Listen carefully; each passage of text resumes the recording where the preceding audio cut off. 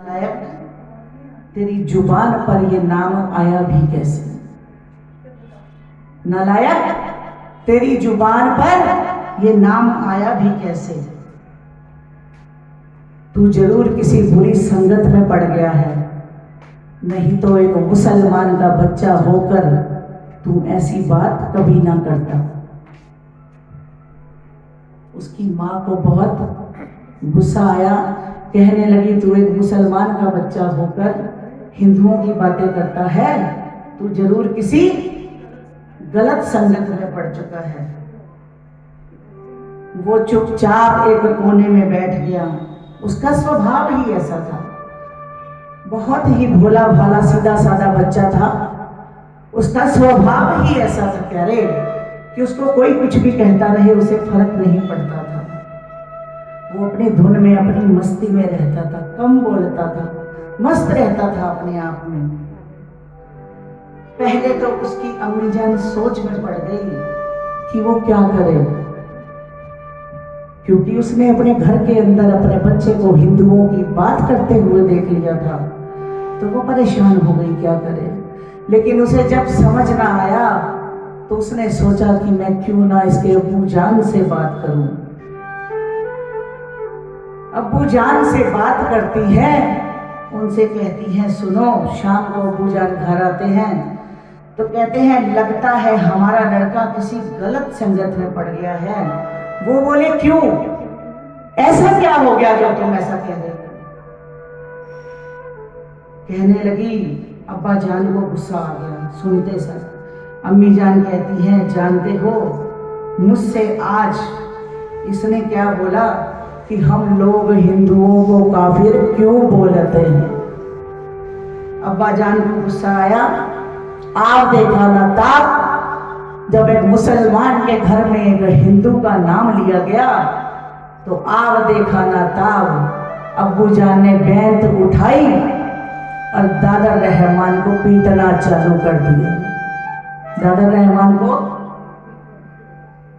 पीटना चालू कर दिया कि तुझे नहीं पता हमारे मजहब में, हमारे पाक ईमान पर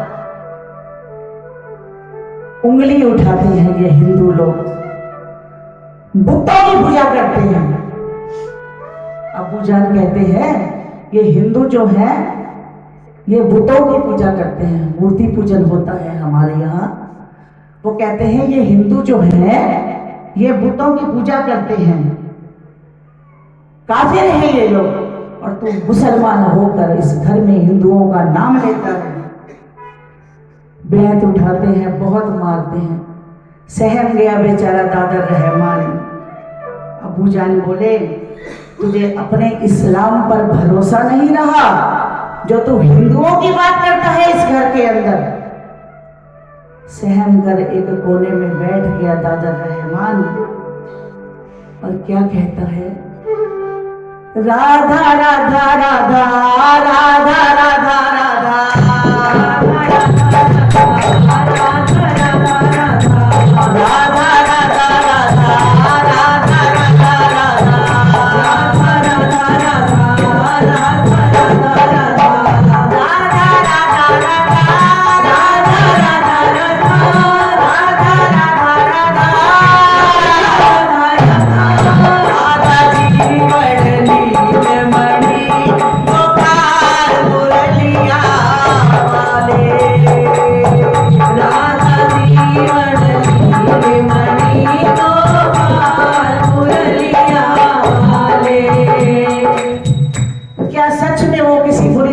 पड़ गया था प्यारे?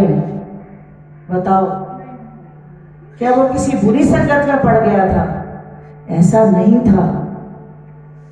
वो जब पढ़ने जाता था ना तो मथुरा के रास्ते में एक मंदिर पड़ता था जिसके द्वार उस तरफ को खुलते थे जहां से वो दादा रहमान अपने स्कूल में जाने लगता था प्यारे।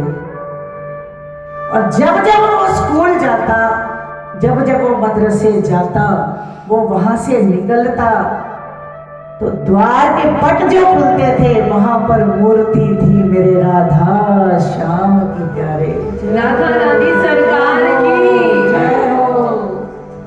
उस चलते थे जहां से दादर रहमान निकलता था और उसको वो राधा श्याम की छवि आकर्षित करती थी, अपनी ओर उसे बुलाती थी। प्यारे, सिर्फ यही कारण था, वो किसी गली संगत में नहीं पड़ा था।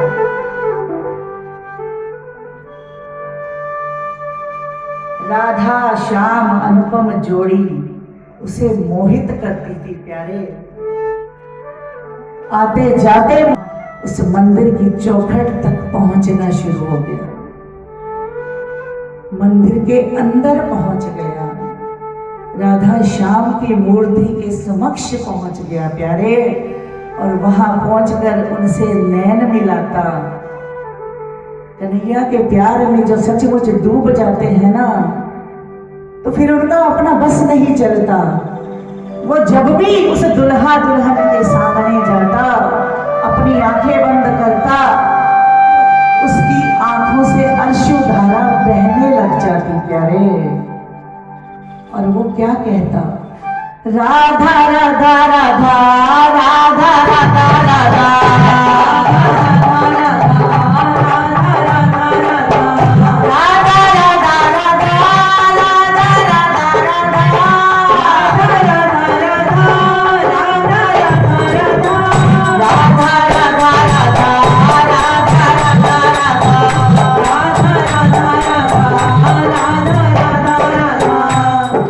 कितनी देर हो जाती दादर रहमान को रोज घर पहुंचने में।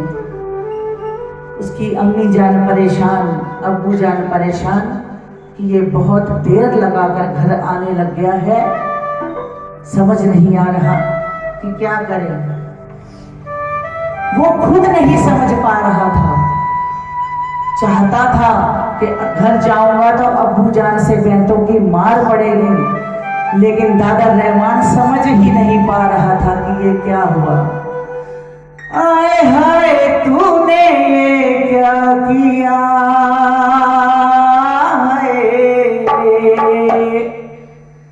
आए हाय तूने ये क्या किया, चुरा दिल मेरा लिया, आए हाय तूने क्या किया, चुरा दिल मेरा लिया, हाय हाय तूने ये क्या किया, चुरा दिल मेरा लिया, हाय हाय तूने ये क्या किया, चुरा दिल मेरा लिया। मेरे बाप के बिहारी पिया, चुरा दिल मेरा लिया, मेरे बाप के बिहारी पिया, चुरा दिल मेरा लिया। वो बाकी झांकी अजब अदासी, बाकी झांकी अजब अदासी, दासी है दर्शन की प्यासी, दासी है दर्शन की प्यासी। क्या कह रहा है दादर रहमान? तूने इतना क्यों प्यार दिया, चुरा दिल मेरा लिया, तूने इतना क्यों प्यार दिया, चुरा दिल मेरा लिया, आए हाय तूने ये क्या किया,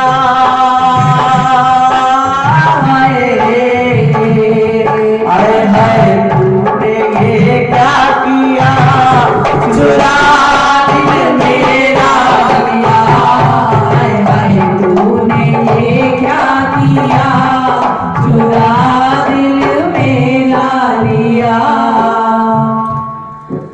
दादर रहमान मंदिर में खड़े होकर अश्रुधारा बहा रहा है।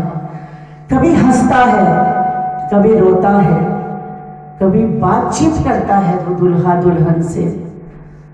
इतने में अब्बू जान ने, दादर रहमान का एक चचेरा भाई था जिसका नाम था कासिम, जिसका नाम था कासिम। अब्बू जान ने कासिम को बोला कि ये रोज देर से घर पहुंचता है, आज तू मदरसे से आता हुआ देखना कि ये जाता कहाँ है। दादा रहमान मंदिर पहुंचे, चचेरा भाई पीछे पीछे, और वहां जाकर क्या देखते हैं कि दादा रहमान हिंदुओं के दुल्हा दुल्हन के सामने खड़े होकर उनसे बातें कर रहा है, कभी हंस रहा है, कभी रो रहा है। कासिम कहता है, दादा तू ये क्या कर रहा है, तेरा दिमाग खराब हो चुका है क्या? तू ये हिंदुओं के मंदिर में क्या कर रहा है आकर?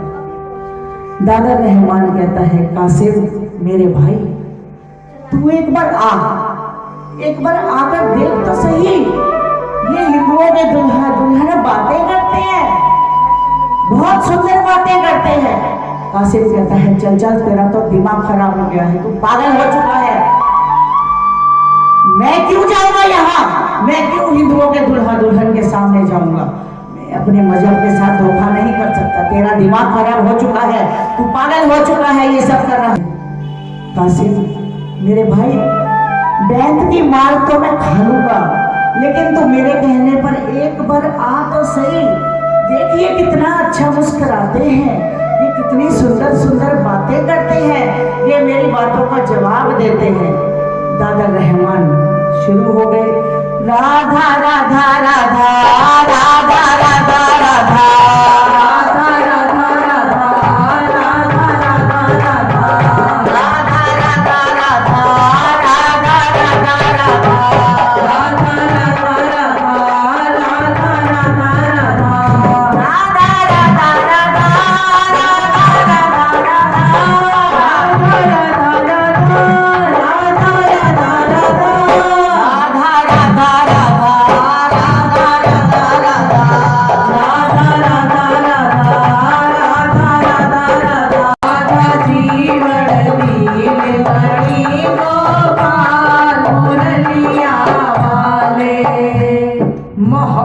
के लिए कुछ खास दिल महफूज होते हैं, मोहब्बत के लिए कुछ खास दिल महफूज होते हैं। ये वो लम्हा है जो हर साज पे गाया नहीं जाता। मानते हो, मानते हो? ये वो लम्हा है जो हर साज पर गाया नहीं जाता। मोहब्बत हो ही जाती है, मोहब्बत की नहीं जाती। मोहब्बत हो ही जाती है, मोहब्बत की नहीं जाती। ये शोला खुद भड़कता है, भड़काया नहीं जाता। जब भड़काया नहीं जाता तो प्यारे बोल दो ना, राधा राधा राधा राधा राधा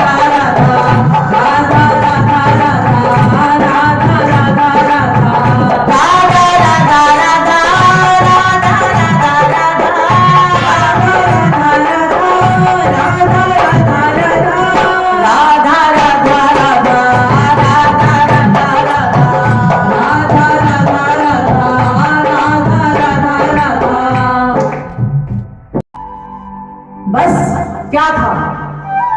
अब्बू जान परेशान, अम्मी जान दुखी, उठाई बैग और हो गए शुरू।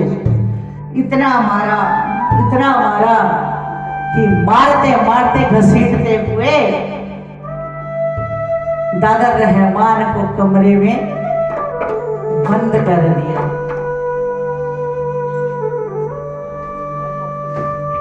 अब्बू जान अम्मी जान को बोलते हैं, हो ना हो, लगता है इस पर किसी ने कुछ कर दिया है।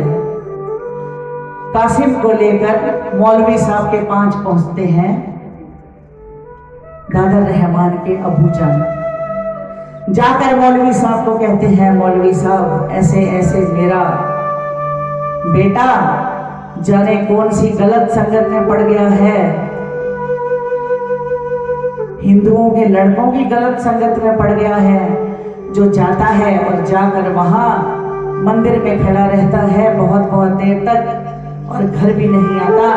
जाने क्या अला वला कुछ ना कुछ बोलता रहता है। मौलवी साहब कहते हैं, देखो अभी वो बहुत छोटा बालक है, हम उसको ज्यादा कुछ कह भी नहीं सकते, तो आप उसको प्यार से समझाओ, चाहे जैसे भी समझाओ, अभी उसकी कच्ची बुद्धि है, वो मान जाएगा।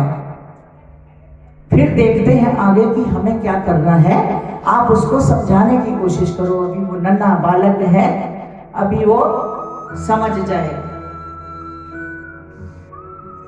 लेकिन दादा रहमान को तो जैसे कुछ और सूझता ही नहीं था प्यारे, सिर्फ यही एक नाम, मार खा के भी उसको कुछ नहीं सूझता था। मौलवी साहब के पास से होकर पूजा घर वापस आए, आकर दरवाजा खोला तो देखा कि वो फिर सामने बैठा हुआ उसी धुन में लगा हुआ है, राधा राधा राधा राधा राधा राधा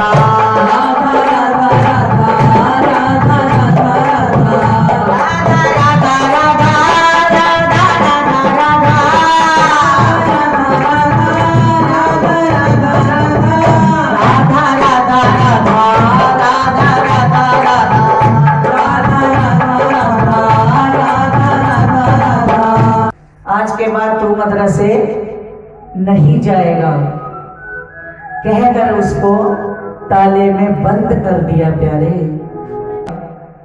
जब उसको बंद कर दिया तो दादा रहमान सोचते हुए मन में क्या कह रहे हैं, ए मेरे शाह लौट के आजा, बिन तेरे जिंदगी अधूरी है। तड़प लाओ अपने मन में इस कथा को सुनते हुए, दादा रहमान की जगह अपने आप को बिठा दो प्यारे, तर जाओगे, भव से पार हो जाओगे।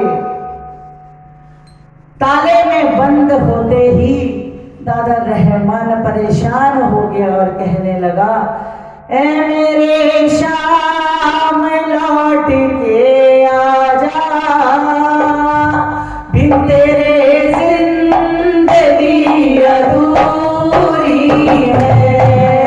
ए मेरे शाम लौट के आजा, बिन तेरे जिंदगी अधूरी है। आके तू देख मेरी हालत को, आके तू देख मेरी हालत को, बिन तेरे है खुशी अधूरी है, बिन तेरे हर खुशी अधूरी है।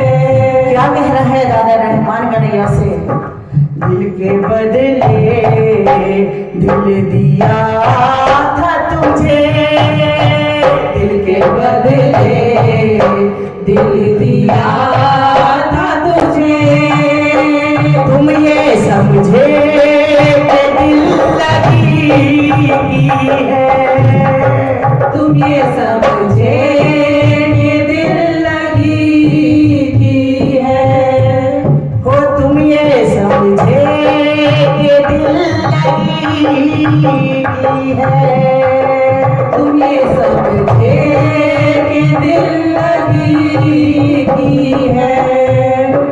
प्यार इतना किया था मैंने तुझे, प्यार इतना किया था मैंने तुझे, तेरे हाथों में जिंदगी दी है, तेरे हाथों में जिंदगी दी है।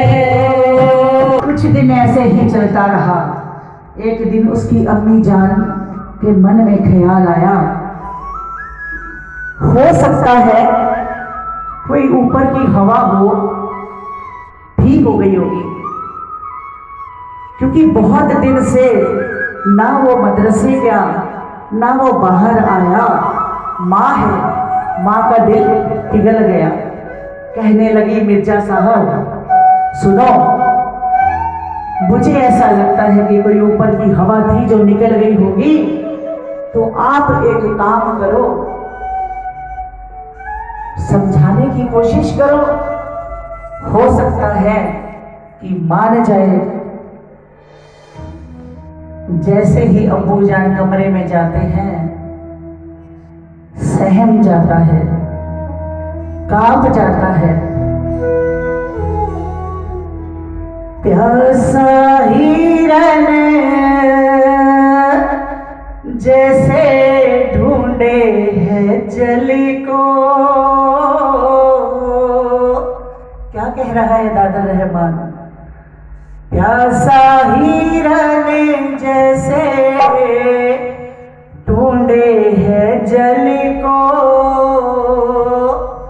ऐसे किशोरी तुझे ढूंढ रहा। प्यासा हिरन जैसे ढूंढे जल को, ऐसे किशोरी तुझे ढूंढ रहा। कांप रहा है दादर रहमान अब्बू जान को सामने देखकर, लेकिन साथ साथ बोल रहा है, ओ ऐसे किशोरी तुझे ढूंढ रहा, ऐसे किशोरी तुझे ढूंढ रहा।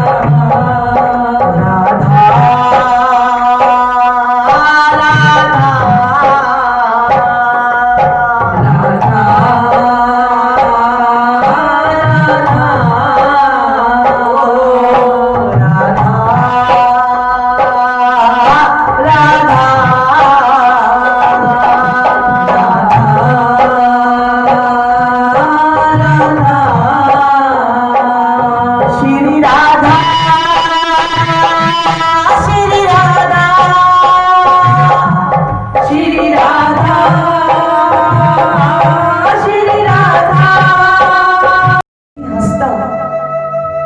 किशोरी जी को आवाज लगाता, कभी सांवरे को पुकारता, और पुकारते पुकारते कई बार ऐसी दशा हो जाती कि बेहोश हो जाता। सोचता सोचता, ए मेरे श्याम सुंदर, मैंने क्या गुनाह कर दिया जो मैं आपसे प्यार कर बैठा सांवरे? मेरी ये दशा क्यों? मुख से एक बात तो बोलो बिहारी, किस बात पे है रूठना ये तुम्हारा?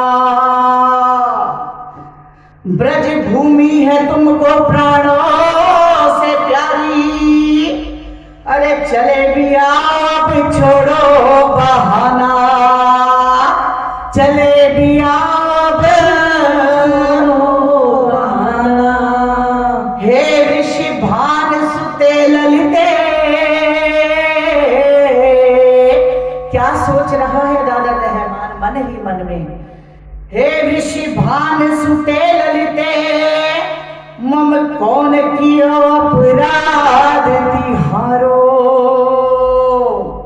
पागल हो गया, घर से भागने की बातें सोचने लगा, घर से भागने की बातें सोचने लगा दादर रहमान, लेकिन नाकामयाब रहा। तालों में बंद था। अब्बू जान मार मार के उसको तालों में बंद कर देते थे। पागल हो गया, ताले भी नहीं खुल रहे, लेकिन फिर भी एक आस थी उसके मन में। क्या कहता है? वो आता होगा। मानते हो ना, जब कन्हैया के समक्ष बैठकर उसको पुकारते हो और सुधारा बहाते हो, तो कभी ना कभी तो कन्हैया सुनता है ना प्यारे। समय लगता है, वो समय हमारे लेखे जोखे होते हैं, जो हम लोग पहचानते नहीं हैं, जो हम भोगते हैं वो हमारे लेखे जोखे हैं। लेकिन आप आज जो यहाँ पर करके जा रहे हो ना, जो कन्हैया के समक्ष बैठकर हाजिरी भर रहे हो, ये आपकी झोली में पुण्य प्रताप इकट्ठा हो रहा है प्यारे। आपके पिछले जन्म के कर्म कट रहे हैं, आपका अगला जन्म संवर रहा है। जाओगे तो कन्हैया पूछेगा क्या करके आए तो क्या कहोगे, लेकिन जो करके जा रहे हो बड़े ऐसे बोलोगे, कन्हैया हम तेरे नाम की हाजिरी भरते रहे हैं, हम तेरे नाम की हाजिरी भर के आए हैं। कहीं ना कहीं आप सबकी तार एक दूसरे से जुड़ी है, जरिया बनता है प्यारे। हर किसी के नसीब में ये चीज नहीं होती, इसीलिए दादा रहमान पर भी शायद कन्हैया को तरस आया। किशोरी जी शायद उस पर कुछ कृपा करने लगी, तो दादा रहमान जब मार खा खा कर पक गया ना, तो उन्होंने अपना पक्का विचार बना लिया कि मैं अब इस घर को छोड़कर चला जाऊंगा।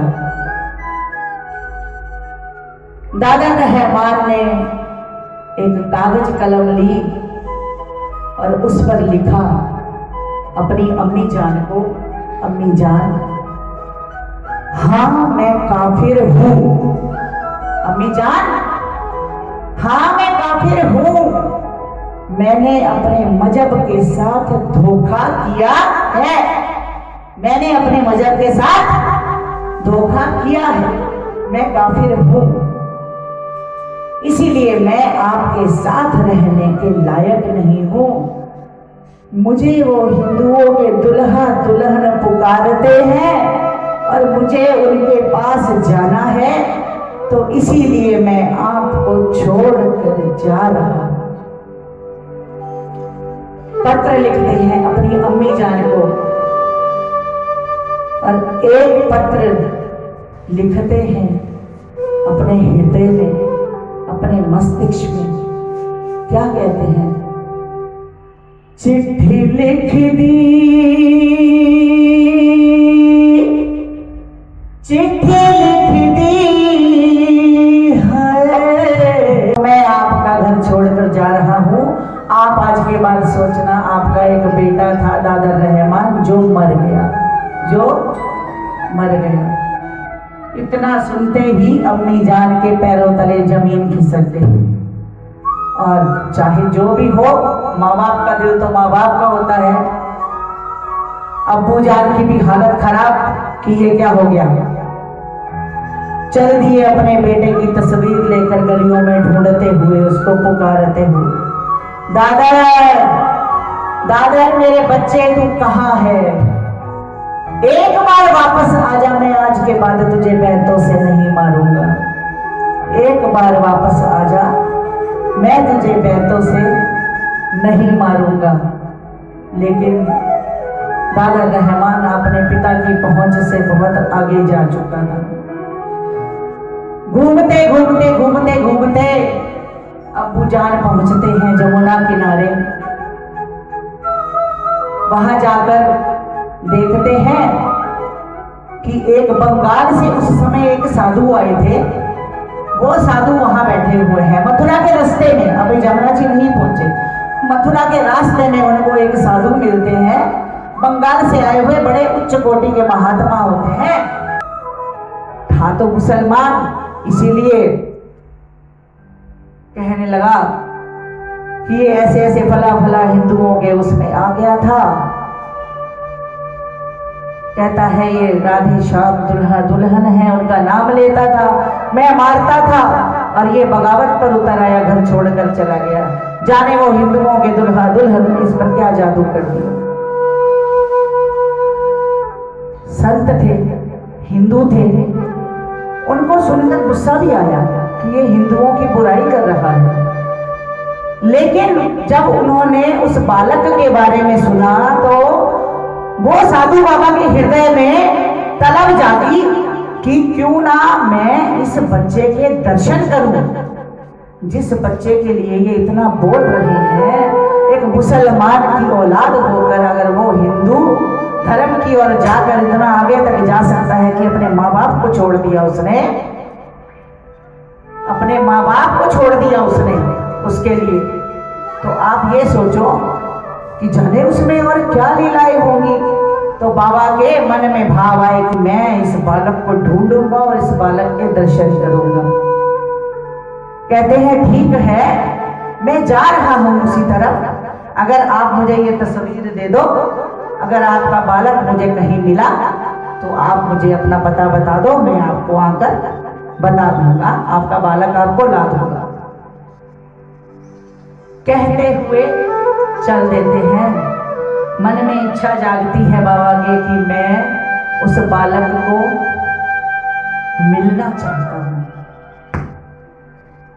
चल देते हैं संत महात्मा वृंदावन की ओर।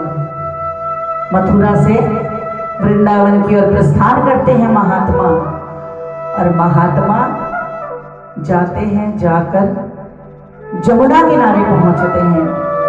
जमुना किनारे शीत लहरें चल रही हैं, बहुत ठंडी हवाएं, बहुत सर्दी।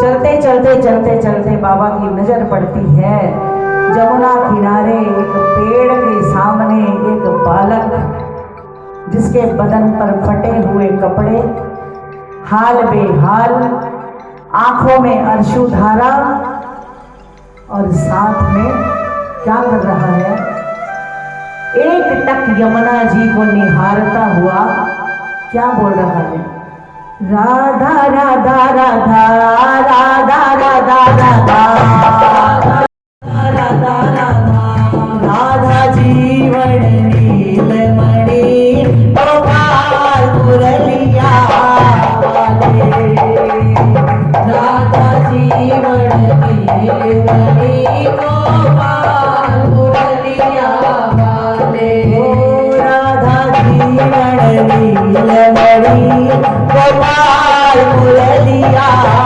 वाले, राधा जीवन नीलमणि गोपाल मुरलिया वाले।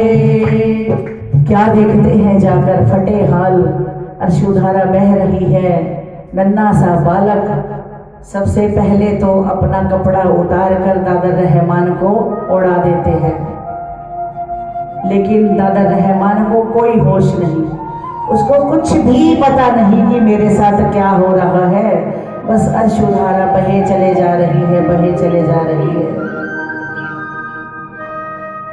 वो साधु क्या करते हैं, जहां पेड़ के नीचे दादा रहमान बैठा हुआ था, वहीं सामने जाकर दूर बैठ जाते हैं और जाकर अपना कपड़ा उड़ा देते हैं उसे, और जाकर देखते हैं कि ये बालक करता क्या है। लेकिन कितना समय बीत गया उनको देखते हुए कि वो बालक सिवाय राधा नाम के और कुछ करता ही नहीं है। प्यारे,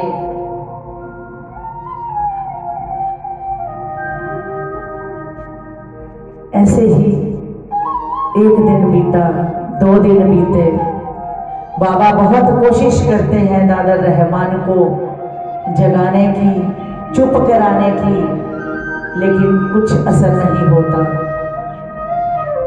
एक दिन सुबह बाबा क्या देखते हैं कि सामने से एक बहुत ही सुंदर कन्या आ रही है, हाथ में थाल लिए हुए, जल लिए हुए, दूध का लोटा लिए हुए,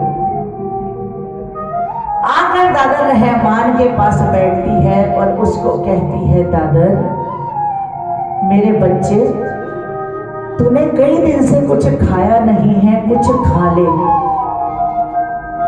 लेकिन दादा रहमान को तो जैसे कुछ सूझता ही नहीं है। वो कहता है, मुझे भूख नहीं है। वो कहती है, अच्छा मुझे एक बात बता, तू कहां से आया है? दादा रहमान कहता है, मैं नहीं जानता मैं कौन हूं, मुझे बस इतना याद है कि मैं हिंदुओं के दुल्हा दुल्हन को प्यार करता हूं, और मुझे इतना याद है कि मुझे बैंतों की मार पड़ती थी मैं जब जब उनका नाम लेता था। मैं जब जब उनका नाम लेता था मुझे बैंतों से मार पड़ती थी। मुझे सिर्फ इतना याद है, मुझे और कुछ याद नहीं है मैं कौन हूं। क्या आप मुझे राधा रानी से मिलवा सकते हो? मैं राधा रानी को मिलना चाहता हूँ। मैं श्याम सुंदर को मिलना चाहता हूँ, क्या आप मुझे मिलवा सकते हो? वो कन्या कहती है, पहले तो भोजन पाले, मैं उसके बाद तेरे को ले चलूंगी राधा रानी के पास। इतने में वो बाबा भी उठकर पास आते हैं और आकर देखते हैं कि ऐसे ऐसे वो कन्या बहुत कोशिश कर रही है खिलाने की। बाबा कहते हैं, मैं भी इसको बहुत दिन से ऐसे ही देख रहा हूँ, लेकिन ये मेरे को कुछ जवाब नहीं देता। वो कन्या कहती है, बाबा मैं शाम को आऊंगी, इसको आकर अपने साथ ले जाऊंगी, आप इसको ये भोजन करा के रखो। और कहती है उसको कि तू ये भोजन पालेगा तब मैं तुझे शाम को आकर अपने साथ राधा रानी को मिलाने ले चलूंगी। पहले तू भोजन पाले, पहले तू भोजन पाले। बाबा बड़ी कोशिश करते हैं दादा रहमान को खाना खिलाने की, लेकिन दादा रहमान पर तो एक ही भूत सवार था, राधा राधा राधा। वो कहते हैं, बेटा खाना खा ले, फिर मैं तुझे ले चलता हूँ।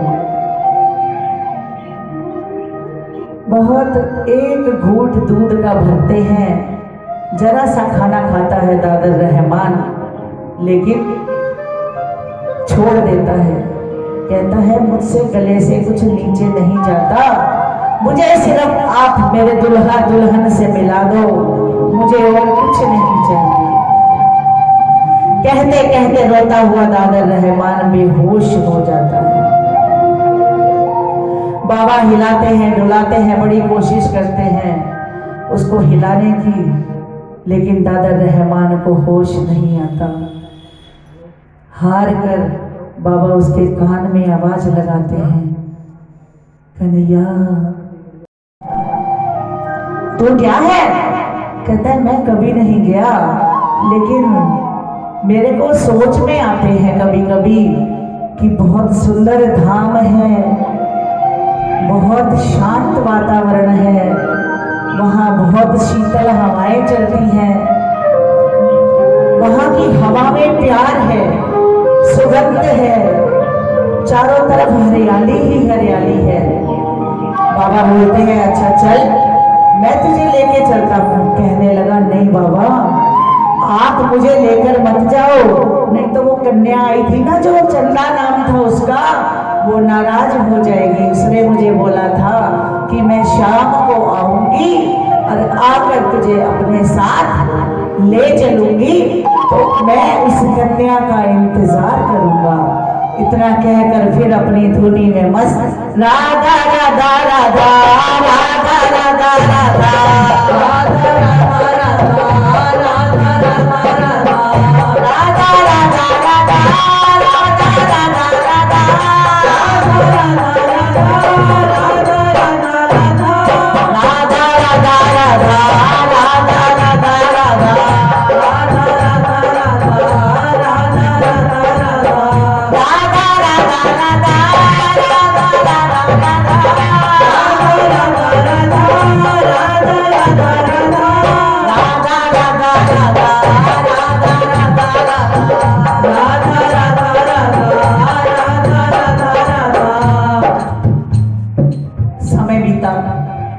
शाम हुई, दादा रहमान के मन में हलचल पड़नी शुरू हो गई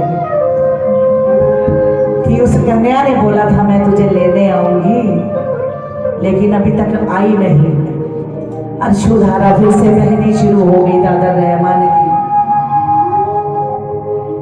इतने में क्या देखते हैं बाबा कि सामने से एक बहुत सुंदर गौर वर्ण की बहुत ही सुशील बहुत ही सुंदर कन्या, जिसने सफेद रंग के वस्त्र धारण किए हुए हैं, नीले रंग की ओढ़नी धारण करी हुई है, चमचम करता हुआ श्रृंगार गौर वर्ण। और जैसे ही वो आई जमुना के किनारे में, जमुना की लहरें उफान पर चारों तरफ बांसुरी की धुन, शीत लहर अपनी आवाजें, चारों तरफ ऐसा मधुर वातावरण। कहीं हिरण बोलने लग गए, कहीं बांसुरी की धुन बजने लग गई, जमुना जी में लहरें उठने लग गई। चारों तरफ ऐसा वातावरण हो गया खुशनुमा, सुगंधित वातावरण।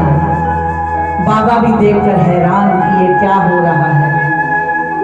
श्वेत वस्त्रों में सामने से कन्या आई, नीले रंग का आंचल ओढ़ा हुआ, और आकर दादा रहमान की ठोड़ी पर हाथ लगाकर उसका चेहरा ऊपर करके आवाज लगाती है, दादर दादर मेरे बच्चे देख मैं आ गई। तू मुझे ही पुकार रहा था ना।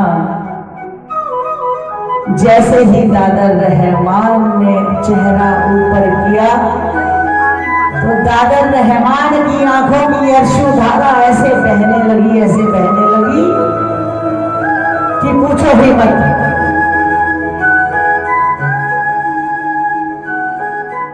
अश्रुधारा बहती बहती बहती बहती इतने आंसू बहे कि किशोरी जी के चरणों में दादर रहमान की आंखों के अश्रु गिरने लग पड़े। जय जय श्री राधे बोलिए, भक्त वत्सल भगवान की जय हो। उस नन्हे से बालक ने अपने प्यार से, अपने दिल के विरह से, अपनी अश्रुधारा से किशोरी जी का ऐसा मन जीता कि किशोरी जी को मजबूर होना पड़ा साक्षात दादर रहमान को दर्शन देने के लिए। हमें भी इसी तरह से अपने प्यार को, अपनी तड़प को बढ़ाना चाहिए कि जैसे किशोरी जी आपने दादर रहमान को आकर दर्शन दिए, उसकी बाह पकड़ी, ऐसे ही हम पापियों को भी उस गिनती में रख लो लाडली जूझ। बाबा देखकर हैरान परेशान और मन ही मन खुश कि ये नन्हे के बालक की वजह से आज मुझे भी किशोरी जी के दर्शन हो गए। जैसे ही ठोड़ी ऊपर करी, अश्रुधारा किशोरी जी के चरणों पर आकर पड़ी। किशोरी जी ने हाथ थामा और दादर रहमान ने वो नीली ओढ़नी का आंचल कस के अपने हाथ में पकड़ दिया और आगे आगे किशोरी जी जा रही है, पीछे पीछे दादर रहमान चलते हुए जा रहे हैं और चारों तरफ गूंज जोर जोर से लगनी शुरू हो गई। राधा राधा राधा राधा राधा राधा राधा